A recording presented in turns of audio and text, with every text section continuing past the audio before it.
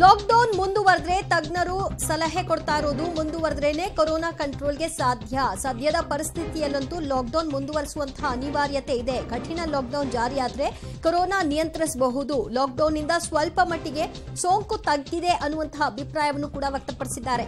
2 ವಾರ ಇದೇ ರೀತಿಯಲ್ಲಿ ಕಂಟಿನ್ಯೂ ಮಾಡಿದ್ರೆ ಪರಿಸ್ಥಿತಿ ನಿಯಂತ್ರಣಕ್ಕೆ ಬರುತ್ತೆ. ಹೀಗಂತ ಸರ್ಕಾರಕ್ಕೆ ತಜ್ಞರು ಸಲಹೆಯನ್ನ ಕೊಟ್ಟಿದ್ದಾರೆ. ಸೊ ತಜ್ಞರ ಸಲಹೆಯ ಆಧಾರದ ಮೇಲೆ ನಾವು ನಿರ್ಧಾರಗಳನ್ನ ತೆಗೆದುಕೊಳ್ತಾ ಇದ್ದೀವಿ ಅನ್ನುವಂತಹ ಸರ್ಕಾರ ಈಗ ಮತ್ತೆ ಇದನ್ನ ಕನ್ಸಿಡರ್ ಮಾಡೋ ಮೂಲಕವಾಗಿ ಮತ್ತೊಂದಷ್ಟು ದಿನಗಳ ಕಾಲ ಲಾಕ್ಡೌನ್ ಕಂಟಿನ್ಯೂ ಮಾಡುತ್ತಾ ಅನ್ನೋದನ್ನ ಕಾದು ನೋಡಬೇಕು. ತಜ್ಞರ ಅಭಿಪ್ರಾಯಗಳನ್ನ ಸಂಗ್ರಹಿಸಿದೆ. ಈಗ ಅಧಿಕಾರಿಗಳ ಜೊತೆಗೆ ಚರ್ಚೆಯನ್ನ ನಡೆಸ್ತಾ ಇದೆ. ಫೈನಲ್ ಆಗಿ ಒಂದು ಕನ್ಕ್ಲೂಷನ್ಗೆ ರಾಜ್ಯ ಸರ್ಕಾರ ಬರುತ್ತೆ. ಅದು ಬಹುಶಃ 2 ದಿನದಲ್ಲಿ ಪ್ರಕಟ ಆಗುವಂತಹ ಸಾಧ್ಯತೆ ಇದೆ.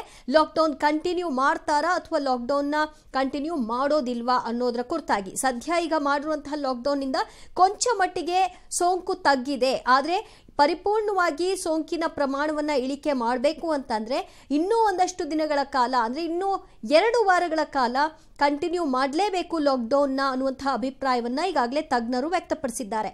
ಸರ್ಕಾರಕ್ಕೆ ಈ ಸಲಹೆ ತಜ್ಞರದ್ದು ತಲುಪಿಯಾಗಿದೆ. ಸರ್ಕಾರ ತೀರ್ಮಾನವನ್ನು ಮಾಡೋದು ಬಾಕಿ ಇದೆ. 24ರ ನಂತರ ಅಂದ್ರೆ ಈ ತಿಂಗಳ ಕೊನೆ 31ರವರೆಗೂ ಕೂಡ ಲಾಕ್ಡೌನ್ ಕಂಟಿನ್ಯೂ ಆಗುತ್ತಾ ಅಥವಾ ಜೂನ್ ಮೊದಲ ವಾರದವರೆಗೂ ಲಾಕ್ಡೌನ್ ಕಂಟಿನ್ಯೂ ಆಗುತ್ತಾ, ಸರ್ಕಾರದ ನಿರ್ಧಾರ ಏನಾಗಿದೆ ಸದ್ಯದ ಪರಿಸ್ಥಿತಿಯಲ್ಲಿ ಅನ್ನೋದು ಹೊರಹೊಮ್ಮೋದೊಂದೇ ಬಾಕಿ ಇದೆ. ಈಗ ಜಿಲ್ಲಾಧಿಕಾರಿಗಳ ಜೊತೆಗೆ ಸಭೆ ನಡೆಸ್ತಾ ಇದ್ದಾರೆ. ಯಾಕಂದ್ರೆ ಹಳ್ಳಿಗಳಿಗೆ ಸೋಂಕು ವ್ಯಾಪಿಸ್ಬಿಟ್ಟಿದೆ. ಸೊ ಇದನ್ನ ತಡೆದೇ ಹೋದ್ರೆ ಪರಿಸ್ಥಿತಿ ವಿಕೋಪಕ್ಕೆ ಹೋಗುತ್ತೆ ಅನ್ನೋದು ಅರ್ಥ ಇರುವಂತಹ ಸರ್ಕಾರ ಅದಕ್ಕೆ ಬೇಕಾಗಿರುವಂತಹ ಮಾನದಂಡ ಏನು, ಲಾಕ್ಡೌನ್ ಅದು ಮಾಡೋದಾದ್ರೆ ಹೇಗೆ ಮಾಡಬಹುದು, ಈಗ ಕಟ್ಟುನಿಟ್ಟಿನ ಲಾಕ್ಡೌನ್ ಮಾಡಿಕೊಂಡಿರುವಂತಹ ಕೆಲ ಜಿಲ್ಲೆಗಳಲ್ಲಿ ಹೇಗಿದೆ ಪರಿಸ್ಥಿತಿ, ಇದೆಲ್ಲದರ ಆಧಾರದ ಮೇಲೆ ಇವತ್ತೊಂದು ನಿರ್ಧಾರಕ್ಕೆ ಬರ್ತಾರೆ. ಬಟ್ ಇವತ್ತೇ ಪ್ರಕಟ ಮಾಡಬೇಕು ಅಂತಲೂ ಇಲ್ಲ. ಇನ್ನು 24ನೇ ತಾರೀಕು ಕೊನೆ ಆಗುತ್ತೆ ಈಗ ಮಾಡಿರ್ತಕ್ಕಂತಹ ಲಾಕ್ಡೌನ್. ಅಲ್ಲಿವರೆಗೂ ಸಮಯಾವಕಾಶ ಇರೋದ್ರಿಂದ ಪರಿಸ್ಥಿತಿ ಹೇಗಾಗುತ್ತೆ ಅಂತ ನೋಡಿಕೊಂಡು ತೀರ್ಮಾನವನ್ನ ಪ್ರಕಟ ಮಾಡಬಹುದಾದ ಸಾಧ್ಯತೆ. ಆದರೆ ತಜ್ಞರುಗಳು ಹೇಳ್ತಾ ಇರೋದು ಸದ್ಯದ ಪರಿಸ್ಥಿತಿಗೆ ಲಾಕ್ಡೌನ್ ಕಂಟಿನ್ಯೂ ಆಗಬೇಕು, 2 ವಾರ ಲಾಕ್ಡೌನ್ ಕಂಟಿನ್ಯೂ ಆಗೋದೇ ಸೂಕ್ತ ಅನ್ನುವಂತಹ ಸಲಹೆಯನ್ನ ಸರ್ಕಾರಕ್ಕೆ ತಲುಪಿಸಿಯಾಗಿದೆ. ಹೀಗಾಗಿ ಸರ್ಕಾರ ಏನ್ ಮಾಡುತ್ತೆ ಅನ್ನೋದು ಬಹಳ ಕುತೂಹಲವನ್ನ ಮೂಡಿಸ್ತಾ ಇದೆ. ಓಕೆ, ನಮ್ಮ ಜೊತೆಗೆ ತಜ್ಞ ವೈದ್ಯರಾಗಿರುವಂತಹ ಡಾಕ್ಟರ್ ಭುಜಂಗ ಶೆಟ್ಟಿ ಅವರು ನೇರ ಸಂಪರ್ಕದಲ್ಲಿದ್ದಾರೆ. ಮಾತನಾಡಿಸೋಣ. ಡಾಕ್ಟರ್ ನಮಸ್ತೆ. ನಮಸ್ಕಾರ ದಿವ್ಯ ಅವರು. ನಮಸ್ಕಾರ ಡಾಕ್ಟರ್. ಈಗ ಸದ್ಯದ ಪರಿಸ್ಥಿತಿಯಲ್ಲಿ ಲಾಕ್ಡೌನ್ ಕಂಟಿನ್ಯೂ ಮಾಡೋದೇ ಸೂಕ್ತ ಅಂತೀರಾ? ನನ್ಗನ್ಸುತ್ತೆ ಇವಾಗ ಈ 2 ವಾರ ಲಾಕ್ಡೌನ್ ಇಂದ ಸ್ವಲ್ಪ ಏನೋ ಒಂದ್ ಸ್ವಲ್ಪ ರಿಸಲ್ಟ್ಸ್ ಕಂಡಂಗ್ ಕಾಣ್ತದೆ. ಅದಕ್ಕೆ ಆದ್ರೆ ಇನ್ನು ಸಾಲದು. ಸೊ ಇನ್ನೊಂದು ವಾರ ಆದ್ರೂ ಇದೇ ರೀತಿ ಕಂಟಿನ್ಯೂ ಮಾಡಿದ್ರೆ ಉತ್ತಮ ಅನ್ಸುತ್ತೆ ನನಗೆ. ಅಂದ್ರೆ ಸೇಮ್ ಈಗ ಏನ್ ಮಾಡಿದಾರಲ್ಲ ಲಾಕ್ಡೌನ್ ಅದೇ ಕಂಟಿನ್ಯೂ ಆದ್ರೆ ಸಾಕು ಅಂತ ಹೇಳ್ತೀರಾ ಡಾಕ್ಟರ್? ಇದು ರಿಸಲ್ಟ್ಸ್ ಕೊಟ್ಟಿರೋದ್ರಿಂದ ಇನ್ನೊಂದು ವಾರ ಇದನ್ನೇ ಟ್ರೈ ಮಾಡಿದ್ರೆ ಒಳ್ಳೇದಾಗ್ಬೋದು ಅಂತ ಅನ್ಸುತ್ತೆ ನನಗೆ. ಯಾಕಂದ್ರೆ actually at the present almost 90% lockdown ಆಗಿದೆ. ಓನ್ಲಿ ಅಬ್ಸಲ್ಯೂಟ್ಲಿ ಪಾಪ ತುಂಬಾ ತೊಂದರೆ ಆಗೋರಿಗೆ ಮಾತ್ರ ಈಗ ವರ್ಕರ್ಸು, ಕನ್ಸ್ಟ್ರಕ್ಷನ್ ಆಕ್ಟಿವಿಟೀಸು ಮತ್ತೆ ಫ್ಯಾಕ್ಟ್ರೀಸ್ ಮಾತ್ರ ಇರೋದ್ರಿಂದ 90% ಇವಾಗ ಈ ಲಾಕ್ಡೌನ್ ಇಂದ ಡೆಫಿನೆಟ್ ಆಗಿ ಈ ನಂಬರ್ಸ್ ಡೌನ್ ಆಗಿದೆ, at least as we C. So ಇದೇ ತರ ಇನ್ನೊಂದು ವಾರ ಮಾಡಿದ್ರೆ ಐ ಆಮ್ ಶ್ಯೂರ್, ಇವಾಗ ಈ ಸೋಮವಾರ ತನಕ ಇದೆ, ಇನ್ನು ಈ ಮಂತ್ ಎಂಡ್ ತನಕ ಮಾಡಿದ್ರೆ some will have better results ಅನ್ಸುತ್ತೆ ಬಿಫೋರ್ ಓಪನಿಂಗ್. ಬಟ್ ಇದು ನೀವು ಬೆಂಗಳೂರಿನ ಸ್ಥಿತಿಗತಿ ನೋಡ್ಕೊಂಡು ಹೇಳ್ತಾ ಇದ್ದೀರಾ ಅಥವಾ ಇಡೀ ರಾಜ್ಯದ ಸ್ಥಿತಿಗತಿ ನೋಡ್ಕೊಂಡು ಹೇಳ್ತಾ ಇದ್ದೀರಾ doctor? Sorry, I am primarily seeing Bangalore. But as you see district wise ಸ್ವಲ್ಪ ಅಂತ ರಿಸಲ್ಟ್ ಸಿಕ್ಲಿಲ್ಲ.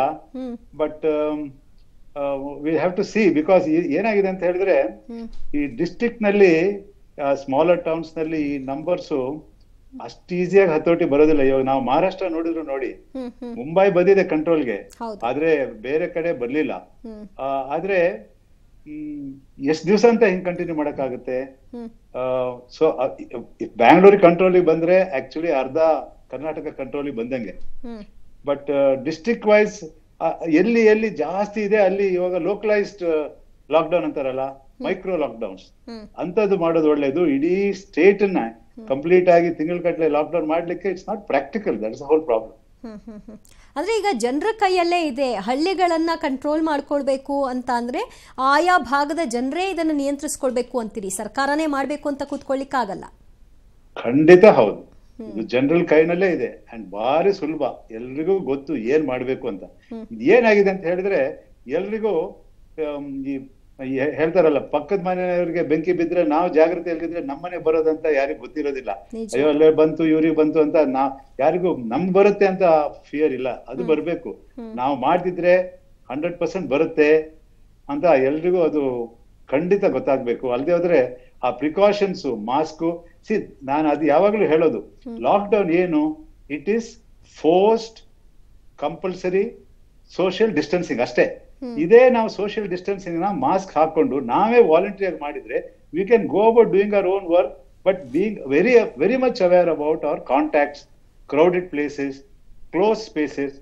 3 C's ಹೇಳ್ತೀವಿ: crowded places, close spaces and close contacts. ಇದು 3 ನಾವು ಅವಾಯ್ಡ್ ಮಾಡಿದ್ರೆ with mask wearing, it is as good as lockdown only. ನಾವು voluntary ಆಗಿ ಮಾಡಿದ್ರೆ ನಮಗೂ ಒಳ್ಳೇದು, ಗವರ್ಮೆಂಟ್ ಖುಷಿಯಾಗಿರುತ್ತೆ. But when it is not volunteering done, then when cases are in excess, ಯಾರಿಗೂ ಆಪ್ಷನ್ ಇಲ್ಲ. ಇವಾಗ ಬೆಡ್ಸ್ ಇಲ್ಲ, ವೆಂಟಿಲೇಟರ್ಸ್ ಇಲ್ಲ, ಆಕ್ಸಿಜನ್ ಸಿಗ್ತಾ ಇಲ್ಲ ಅಂತ ಹೇಳಿದ್ಮೇಲೆ ಇನ್ನೇನ್ ಮಾಡಕ್ಕಾಗುತ್ತೆ? The last resort is lockdown. ಇವಾಗ ಈ ಸ್ಟೇಟ್ ನಾವು ನಮ್ಗೆ ಬುದ್ಧಿ ಬರ್ಲಿಲ್ಲ ಅಂತ ಹೇಳಿದ್ರೆ ಇನ್ ಕಂಪ್ಲೀಟ್ ಲಾಕ್ ಡೌನ್ ಮಾಡ್ಬೇಕಾಗುತ್ತೆ. ಸೊ ಎಲ್ರು ಬೆಂಗಳೂರು ಆಗ್ಲಿ, ಬೇರೆ ಕಡೆ ಆಗ್ಲಿ, ಹಳ್ಳಿ ಕಡೆ ಆಗ್ಲಿ, ಸ್ಮಾಲರ್ ಟೌನ್ಸ್ ಆಗ್ಲಿ, ವಾಲಂಟ್ರಿ ಆಗಿ ನಾವು ಇದನ್ನ ಪಾಲಿಸಲೇಬೇಕು. ಈಗ ಪಾಸಿಟಿವಿಟಿ ರೇಟ್ನ ಎಲ್ಲಿವರೆಗೂ ಹೈ ಇದ್ರೆ ನಾವು ಕಂಟ್ರೋಲ್ ಮಾಡಬಹುದು ಅಂತ ಅನ್ಸುತ್ತೆ ಡಾಕ್ಟರ್? ಈಗ ಕೆಲವು ಕಡೆಯಲ್ಲಂತೂ ಆಲ್ಮೋಸ್ಟ್ 33, 35 ದಾಟ್ಕೊಂಡು ಹೋಗಿದೆ ಪಾಸಿಟಿವಿಟಿ ರೇಟ್ನಲ್ಲಿ ನಾವು ನೋಡ್ತಾ ಇದ್ರೆ. ಸೊ ಇದೆಲ್ಲ ಈ ಡಿಸ್ಟಿಕ್ ಎಲ್ಲ ನಾವು ಡೇಂಜರ್ ಅಂತ ಕನ್ಸಿಡರ್ ಮಾಡ್ಬೇಕಾ, ಹೇಗೆ? ಹೌದು, ಖಂಡಿತ. ಅದೇ ತಜ್ಞರ ಪ್ರಕಾರ any positive rate about 10 is a dangerous mark, red alert. About 10 ಇದ್ರೆ they usually recommend lock down. any positive, any town, any city having a positivity rate about 10. ಈ 20, 30, 35 ಎಲ್ಲ ವೆರಿ ಹ್ಯೂಜ್ ಇಟ್ ಇಸ್.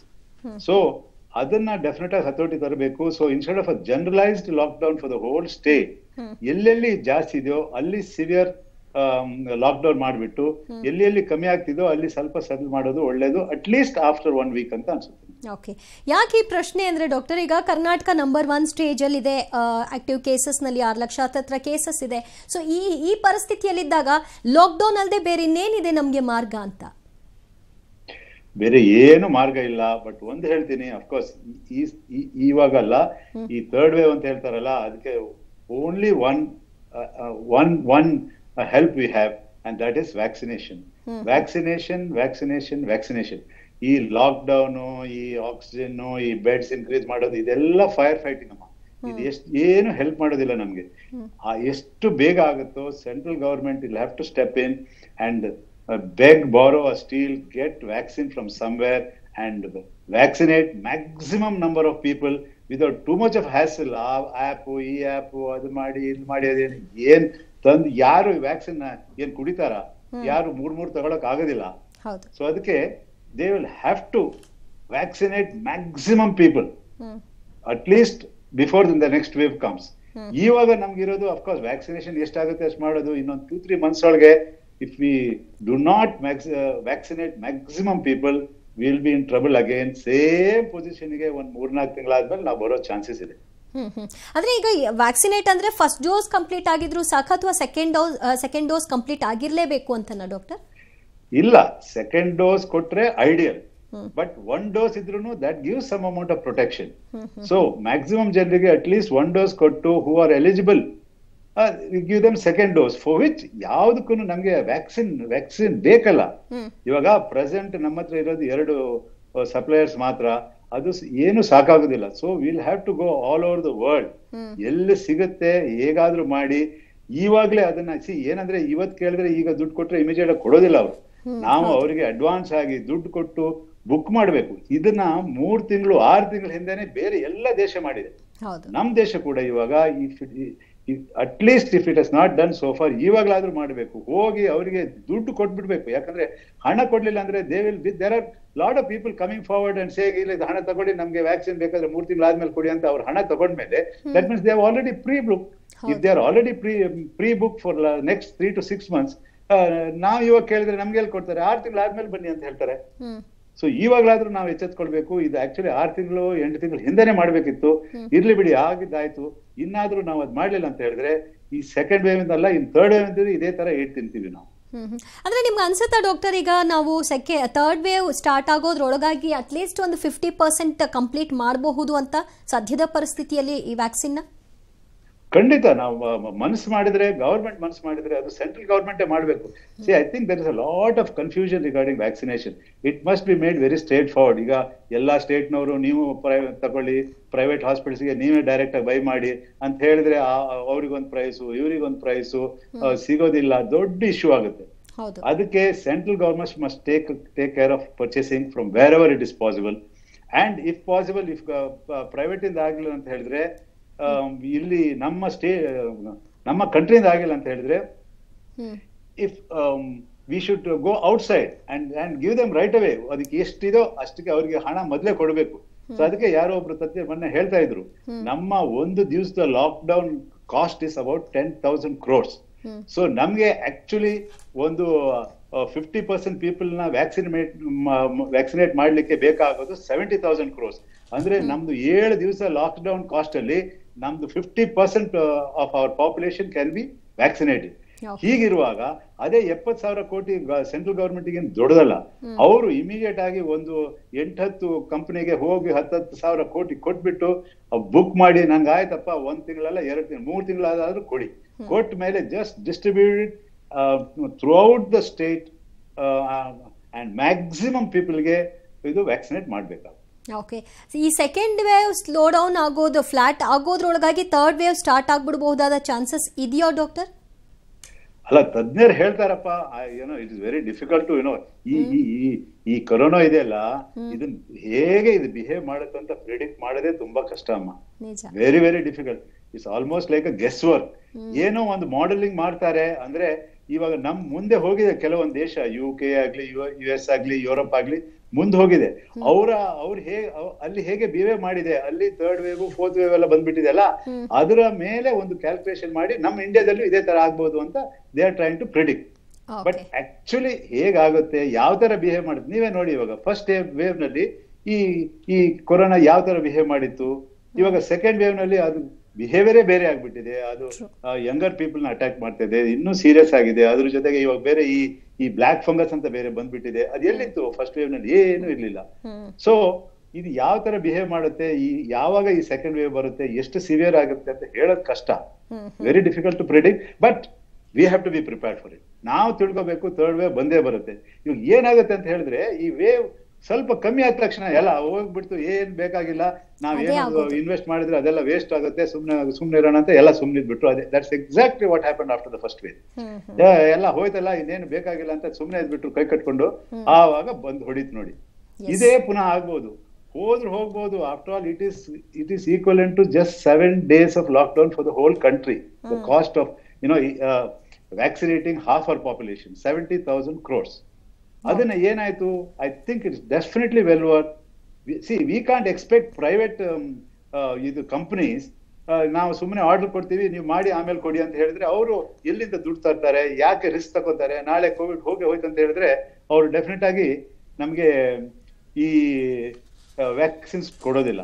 ಹಣ first ಕೊಟ್ಬಿಟ್ಟು ನಾವು book ಮಾಡಿದ್ವಪ್ಪ, ನಮ್ಗೆ ಯಾವ ತಿಂಗಳು ನೀವು ಕೊಡ್ತೀರಾ ಅಂತ ಗ್ಯಾರಂಟಿ ಕೊಡಿ ಅಂತ ಹೇಳ್ಬಿಟ್ಟು ಅವ್ರ ಹತ್ರ ಅಶ್ಯೂರೆನ್ಸ್ ತಗೊಂಡು we will be sure that within 3 to 4 months we should be able to vaccinate at least 50% of our population. Yes, doctor. ನೋಡೋಣ, ಅಟ್ಲೀಸ್ಟ್ ನೀವೆಲ್ಲ ಸಲಹೆ ಕೊಟ್ಟಿರುವಂತೆ ಇನ್ನೊಂದು ವಾರ 2 ವಾರ ಕಂಟಿನ್ಯೂ ಮಾಡ್ತಾರಾ ಈ ಲಾಕ್ಡೌನ್ನ, ಅಟ್ಲೀಸ್ಟ್ ಇನ್ನೊಂದು ಸ್ವಲ್ಪ ಕಂಟ್ರೋಲ್ಗೆ ತರ್ತಾರ ಅಂತ. ಆಮೇಲೆ ವ್ಯಾಕ್ಸಿನ್ ಬಗ್ಗೆ ಏನಾಗುತ್ತೆ ನೋಡೋಣ. Thank you so much doctor, ಇಷ್ಟೊತ್ತು ನಮ್ಮ ಜೊತೆಗೆ ಲೈವ್ ನಲ್ಲಿ ಇದ್ದಿದ್ದಕ್ಕೆ. Thank you Divya. All right, doctor Bhujanga Shetty ಅವರು ಇಷ್ಟೊತ್ತು ನಮ್ಮ ಜೊತೆಗೆ ಮಾತನಾಡ್ತಾ ಇದ್ರು ಲಾಕ್ಡೌನ್ ವಿಷಯವಾಗಿ. ಈಗ ಒಂದು ಬ್ರೇಕಿಂಗ್ ನ್ಯೂಸ್ ಬರ್ತಾ ಇದೆ, ನೋಡೋಣ.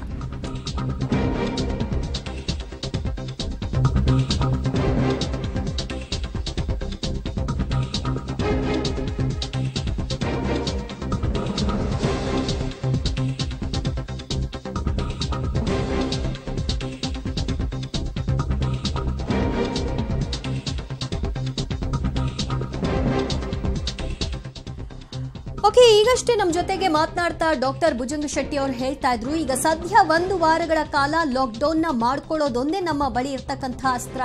ಬೆಂಗಳೂರಿಗೆ 1 ವಾರ ಲಾಕ್ಡೌನ್ ಅಗತ್ಯ ಇದೆ ಅಂತ ಹೇಳ್ತಾ ಇದ್ದಾರೆ. ಲಾಕ್ಡೌನ್ ಬಿಟ್ಟು ಬೇರೆ ಮಾರ್ಗನೇ ನಮ್ಮ ಮುಂದೆ ಇಲ್ಲ. ಖ್ಯಾತ ವೈದ್ಯರಾದ ಡಾಕ್ಟರ್ ಭುಜಂಗ ಶೆಟ್ಟಿ ಅವರ ಸಲಹೆ ಇದು ಸರ್ಕಾರಕ್ಕೆ. ಪಬ್ಲಿಕ್ ಟಿವಿ ಮೂಲಕ ಸರ್ಕಾರದ ಗಮನಕ್ಕೆ ಈ ಒಂದು ಸಲಹೆಯನ್ನ ಕೊಡ್ತಾ ಇದ್ದಾರೆ ಡಾಕ್ಟರ್. ಜನರ ಕೂಡ ಲಾಕ್ಡೌನ್ಗೆ ಸಹಕರಿಸಬೇಕು ಅನ್ನೋದು ಇನ್ನೊಂದು ಭಾಗದಲ್ಲಿ ಹೇಳ್ತಾ ಇದ್ದಾರೆ. ಸಾಮಾಜಿಕ ಅಂತರ ಕಾಪಾಡಿಕೊಳ್ಬೇಕು, ಕೊರೋನಾ ತೊಲಗಿಸೋದಕ್ಕೆ ಹೋರಾಟ ಮಾಡಬೇಕು, ಮಾಸ್ಕ್ ಧರಿಸೋದನ್ನ ಮರಿಕೂಡ್ದು. ಸೊ ಅಂತರ ಕಾಪಾಡ್ಕೊಳ್ಳೋದನ್ನ ಬಿಟ್ರೆ ಇನ್ನೇನು ಕೂಡ ಉಳ್ಕೊಂಡಿಲ್ಲ. ಯಾಕಂದ್ರೆ ಹಳ್ಳಿಗಳಿಗೂ ಕೂಡ ಈಗ ಸೋಂಕು ವ್ಯಾಪಿಸ್ತಾ ಇರೋದ್ರಿಂದ ಆ ಮಟ್ಟವನ್ನ ತಗ್ಗಿಸಬೇಕು ಅಂದ್ರೆ ಕೇವಲ ಬೆಂಗಳೂರಿನಲ್ಲಿ ಹೇಗೆ ಕಂಟ್ರೋಲ್ ಬರ್ತಾ ಇದೆಯೋ, ಮಹಾರಾಷ್ಟ್ರದಲ್ಲಿ ಮುಂಬೈನಲ್ಲಿ ಹೇಗೆ ಕಂಟ್ರೋಲ್ ಬಂತು, ಅದೇ ರೀತಿಯಲ್ಲಿ ಈಗ ನಮ್ಮ ಕರ್ನಾಟಕದಲ್ಲಿ ಬೆಂಗಳೂರು ಮಾತ್ರ ಕಂಟ್ರೋಲ್ ಬರ್ತಾ ಇದೆ. ಬಟ್ ಹಳ್ಳಿಗಳ ಪರಿಸ್ಥಿತಿ ಹಾಗಿಲ್ಲ ಅನ್ನೋದನ್ನ ಅವ್ರು ಹೇಳ್ತಾ ಇದ್ರು.